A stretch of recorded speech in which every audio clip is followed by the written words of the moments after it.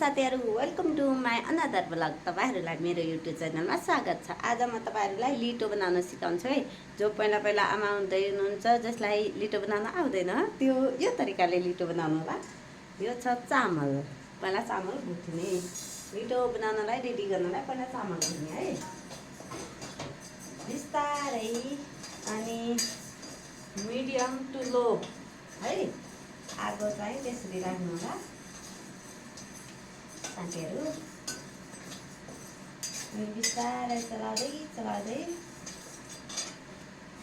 चलाउन चाहिँ नछोड्नु होला है साथीहरू। अलि टाढा भयो हुनुभयो, देखिँदैछ कि नै हो। म चाहिँ चामल भुट्दैछु साथीहरू। अनि यो चामल चाहिँ बुट्टी बुट्टी गर्ने हो, चलाइ भुट्नु होला है।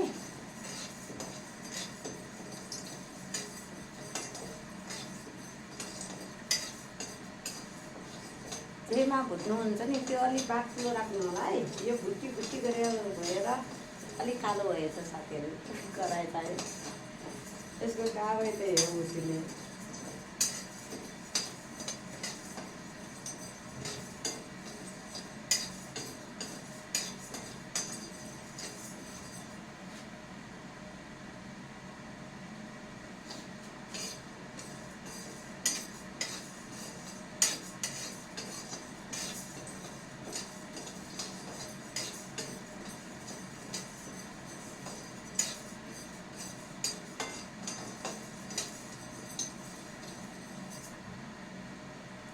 साथीहरू, तपाईँ घरमै लिटो बनाउँदै हुनुहुन्छ र तपाईँहरू बजारदेखि प्याकेटदेखि किन्दै हुनुहुन्न भनेपछि तपाईँहरू कति दिनको लागि बनाउनुहुन्छ यो चाहिँ कमेन्टमा भन्नु होला है। किनकि म चाहिँ धेरै दिनको लागि बनाउँदिनँ, आफैले बनाउँछु, त्यही भएर थोरै थोरै दिनको लागि बनाउँछु।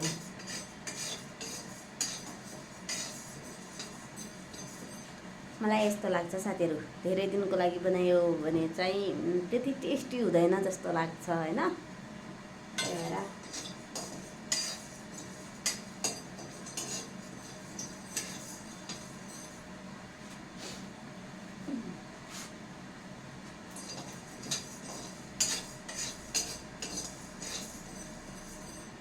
अरू साथीहरू के छ तपाईँहरूको हाल खबर, के गर्दै हुनुहुन्छ आजभोलि?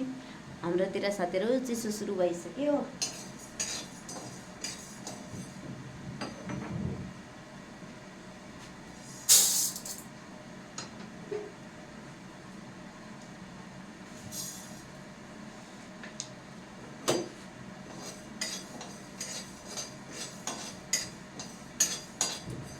यो चाहिँ साथीहरू मैले भन्न मिलेँ, यो चाहिँ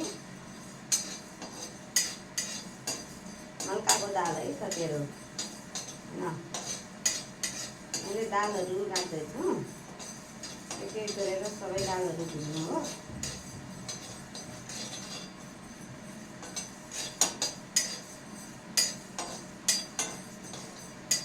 भुट्दाखेरि साथीहरू धेरै कालो हुने गरेर नभुट्नु होला है।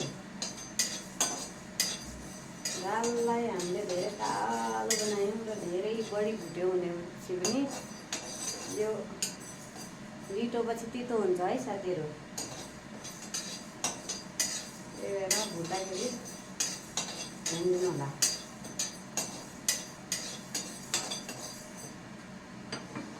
हाम्रो चाहिँ कराई तातेको थियो साथीहरू, त्यही भएर यो चाहिँ भइहाल्यो। यो चाहिँ मल्का दाल साथीहरू।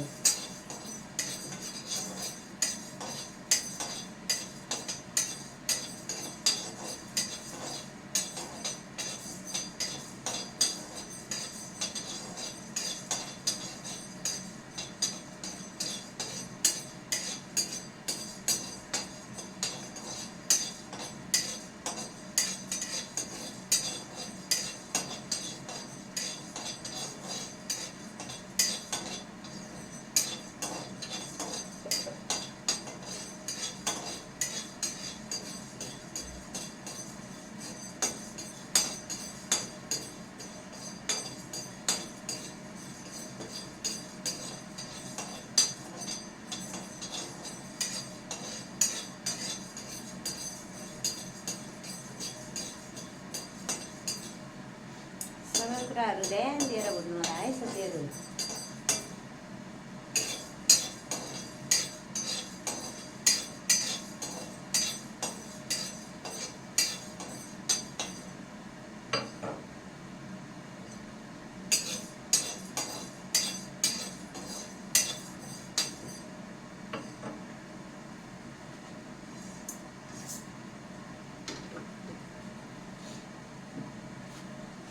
यो चाहिँ साथीहरू मुङ दाल है।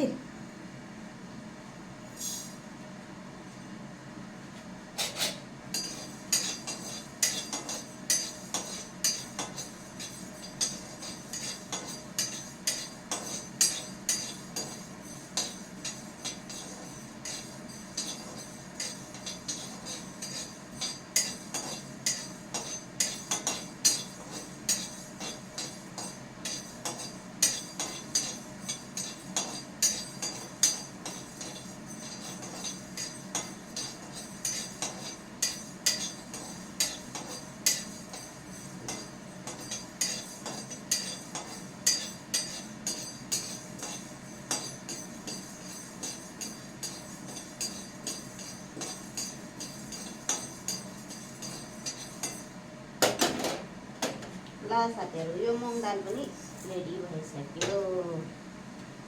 अब साथी यो चाहिँ गदको दाल। गदको दाल पनि स्वास्थ्यको लागि धेरै राम्रो हुन्छ है साथीहरू। मैले छानेर ढक्कनमा अलिकति राखेको छु।